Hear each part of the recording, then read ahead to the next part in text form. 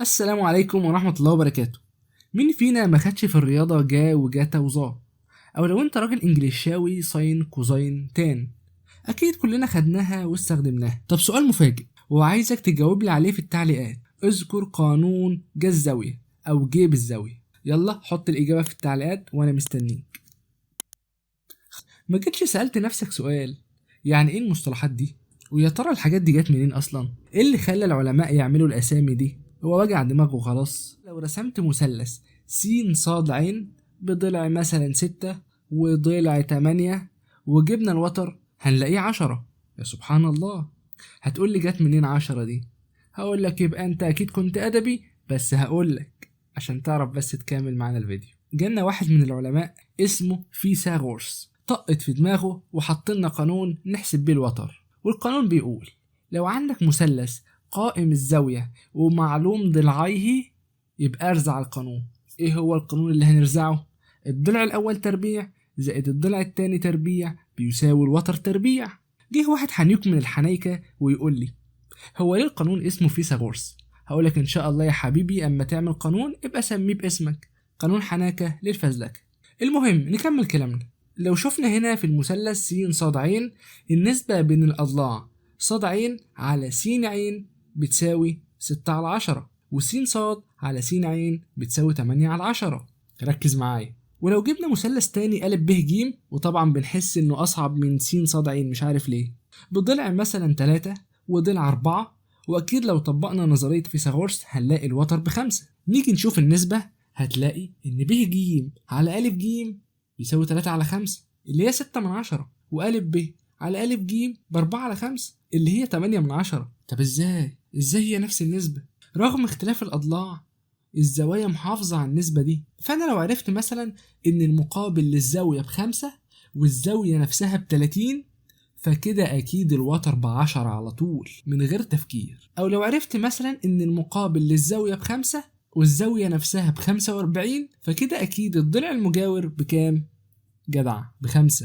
ليه؟ لأن النسبة دايما ثابتة. وبدل ما اقعد اقول لك النسبة بين مقابل الزاوية 30 ومجاور الزاوية 30 تساوي نص، هقول لك على طول جا 30 بتساوي نص. جه يعني ايه جا دي اصلا؟ جا هي جيب الزاوية من الكلمة السنس... السنسكريتية جيبة أو جيفا. ويقال إن أصلا المسلمين والعرب كانوا بيستخدموا كلمة جيبة زي ما هي، وما كانش بيعبر عنها بجيب أو جا، لكن كانوا بيعبروا عنها بجب.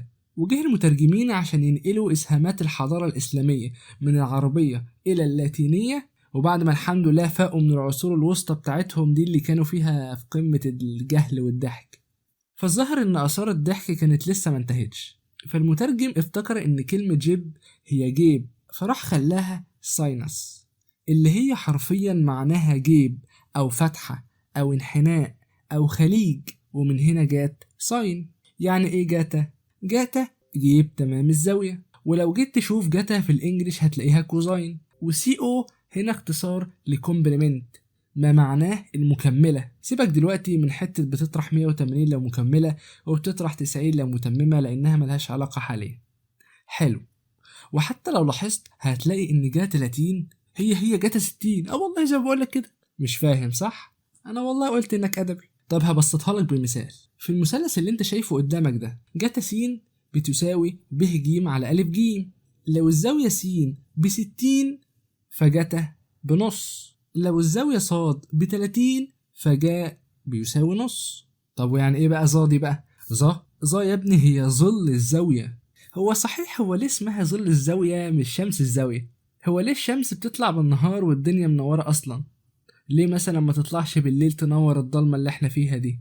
صحيح هي الساعة كام معاك دلوقتي؟ واللي عمل أول ساعة ده ظبطها ازاي؟ ولا فوق معايا يا ابني، احنا مش في حصة عشان تجيلك الأفكار الغريبة دي، ولا انت بتسمع الفيديو بعد الساعة 12 ولا ايه الدنيا معاك؟ وبص مبدئيا بعيدا عن القلشة الأولى اللي لو كررتها هضربك بالمثلث، والسؤال التاني الغبي، أما السؤال التالت هسيب لكم الإجابة في الكومنتات.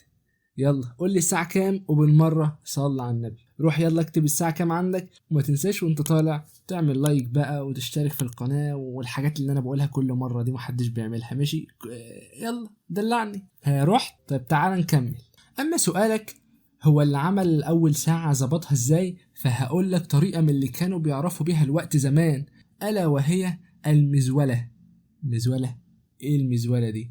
ايوه والله ما اعرف، هي مكتوبة كده في السكريبت. لا بجد تعال اقول لك. المزولة الشمسية اللي استخدمها اجدادنا المسلمين زمان في المساجد عشان يعرفوا بيها اوقات الصلاة. وبعيدا عن كيفية استعمالها عشان الفيديو ما يطولش، فأحد أساسياتها هي خشبة بتتثبت في الأرض، وعن طريق حسابات معينة من خلال الزاوية بتاعة الظل مع الأرض بتعرف الساعة حاليا كام. ولو ركزت في كلامي اللي يبان ملوش أي علاقة بمحتوى الفيديو هتفهم إن ظل الزاوية اتسمى كده نسبة لمقدار ما يصنعه ظل المزولة على الأرض لما بنسقط الضوء بزاوية معينة. فاهم حاجة؟ أتمنى تكون فاهم. أما عن سبب تسمية تان بالاسم ده فده هيكون الفيديو الجاي إن شاء الله في السلسلة دي، مع سبب تسمية قا وقطا وزطا وحاجات من فوائدهم في الحياة. وفي النهاية طير انت. ايه ده انت لسه قاعد؟ لا ما تاخدش في بالك، انا قاعد برسم في الحمامة هنا.